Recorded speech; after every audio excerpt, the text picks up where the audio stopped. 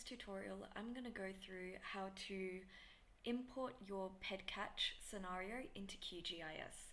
And the main reason for this would be because you want to edit the lines.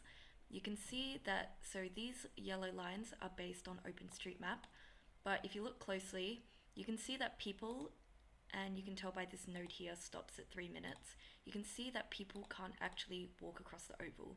Or say that there's buildings you know that people would normally walk through, for example on the Swinburne campus.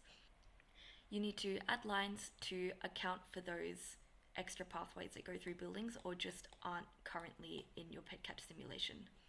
So what you're going to want to do is you're going to want to download the KML scenario.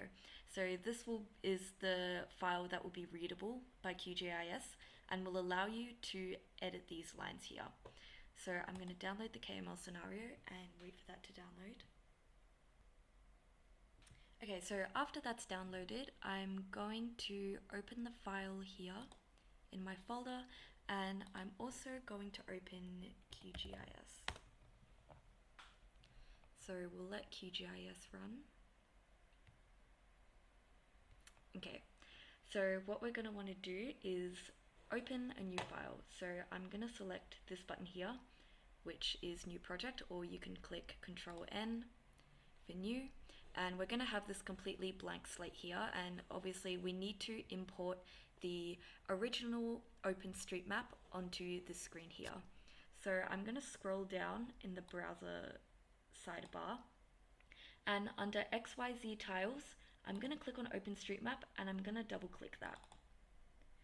So basically that opens OpenStreetMap into our file, and you can also see here that it's popped up as a layer. So if we want to get rid of it, we can just untick that box, but for the sake of this, we're going to keep it ticked. And next, I'm going to open my downloads folder where we downloaded the KML file for Pedcatch here. And all I'm going to do is just click and drag it in and get rid of this. So here you can see that there's 4 different files. One is going to be for the nodes, one is going to be for the OpenStreetMap pathways, one is going to show the different radius of how far people traveled, and we're going to make sure those are all selected so they're all light grey, and we're going to add layers and just click that. And now I'm going to want to zoom in to Glenferrie Station, and you can explore the layers here. So convex holes, this bottom one here, you can see that that was the basically travel radius from that initial starting node inside Glenferrie Station. We're just going to hide that for legibility. The maximum distance we're going to hide because it's not really visible anyway.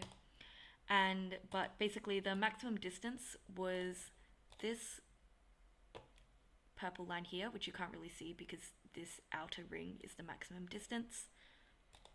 Going back into QGIS. So we're going to hide that, it's not really visible anyway.